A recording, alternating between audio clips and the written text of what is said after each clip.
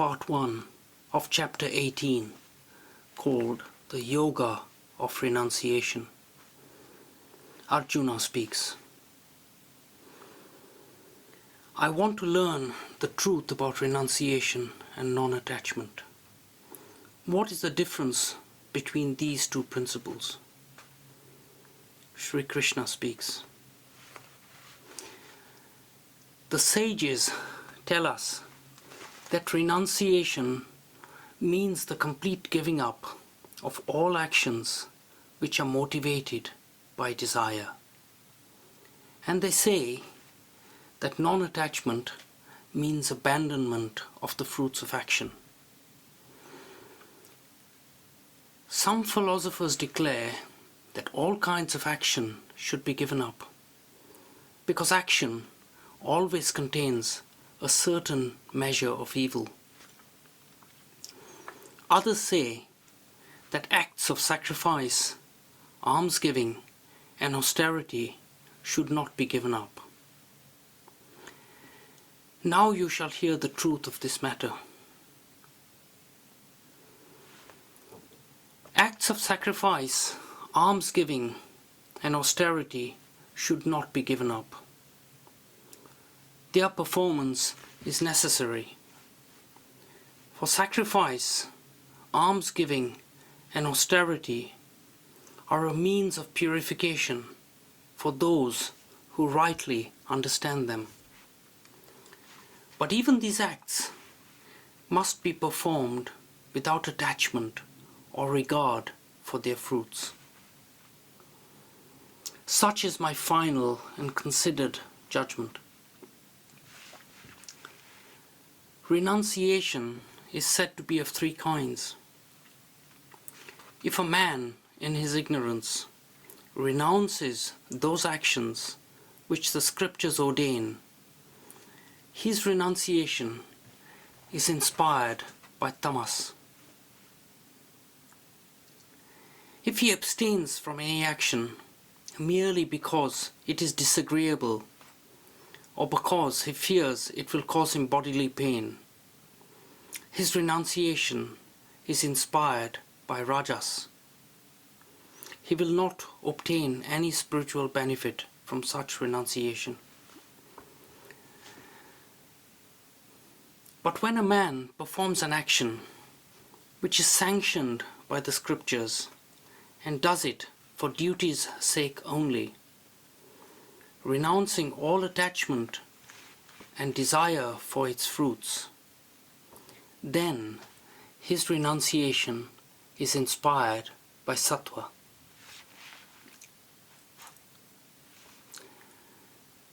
When a man is endowed with spiritual discrimination and illumined by knowledge of the Atman, all his doubts are dispelled. He does not shrink from doing what is disagreeable to him, nor does he long to do what is agreeable. No human being can give up action altogether, but he who gives up the fruits of action is said to be non-attached. To those who have not yet renounced the ego and its desires, action bears three kinds of fruit: pleasant, unpleasant, and a mixture of both. They will be reaped in due season. But those who have renounced ego and desire will reap no fruit at all, either in this world or in the next. All our action has 5 partakers. So say the scriptures that teach us wisdom to break the bondage earned by our action. Listen and learn them. First, this body, then ego, the doer, the organs of sense, and the many motions of life in the body. Lastly, the devas in spirit presiding. Whatever the action, excellent, evil, whether of speech, of mind, or of body, these are its causes. Falsely he sees, and with small discernment, who sees this Atman, the doer of action. His mind is not purged in the work of the Spirit. But he whose mind dwells beyond attachment, untainted by ego, no act shall bind him with any bond. Though he slay these thousands, he is no slayer. There are three things which motivate action: knowledge, the knower, and that which is known. There are three constituents of action: the instrument, the purpose, and the doer. Sankhya philosophy declares that knowledge, action, and doer are of three kinds only, according to the guna which predominates in each. Listen, this is their nature. There is that knowledge from sattva proceeding, which knows one being, deathless in every creature, entire amidst all division. The knowledge that is rajas knows nothing but difference. Many souls in many creatures, all various, each apart from his fellow. The knowledge that is tamas knows no reason. Its sight, distorted, takes the part for the whole, misreading nature.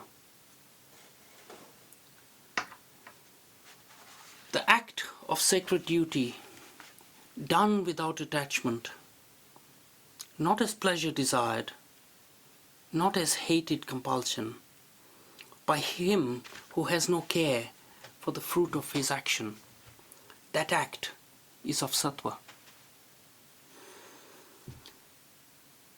The act of weary toil, done in despite of nature, under the whip of lust and the will of the ego, that act is of rajas. The act undertaken in the hour of delusion, without count of cost, squandering strength and treasure, heedless of harm to another, by him who does not question his power to perform it, that act is of tamas. The doer, without desire, who does not boast of his deed, who is ardent, enduring, untouched by triumph, in failure untroubled, he is a man of sattva. The doer with desire, hot for the prize of vainglory, brutal, greedy and foul, in triumph too quick to rejoice, in failure despairing, he is a man of rajas. The indifferent doer, whose heart is not in his deed, stupid and stubborn, a cheat and malicious, the idle lover of delay, easily dejected, he is a man of tamas. There are three kinds of conscience and three kinds of determination, according to the predominance of each guna. Now listen, I will explain them fully, one by one.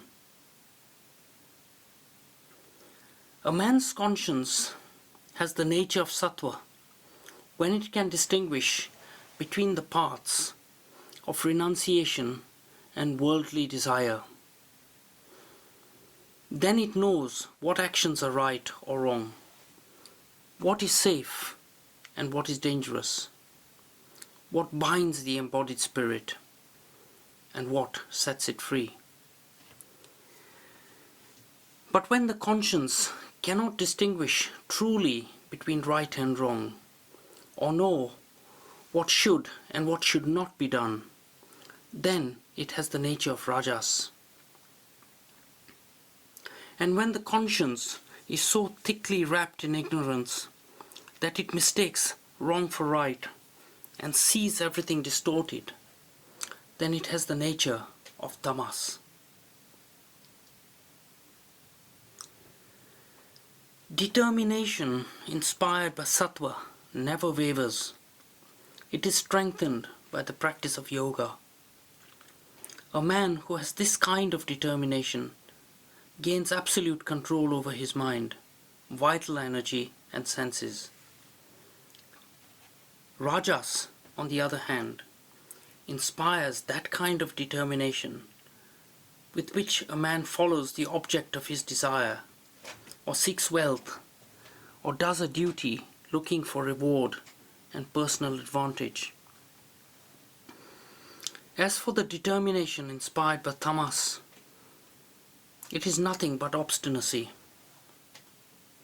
It makes a man stubbornly refuse to shake off his dullness, fear, grief, low spirits, or vanity. And now, Arjuna, I will tell you about the three kinds of happiness.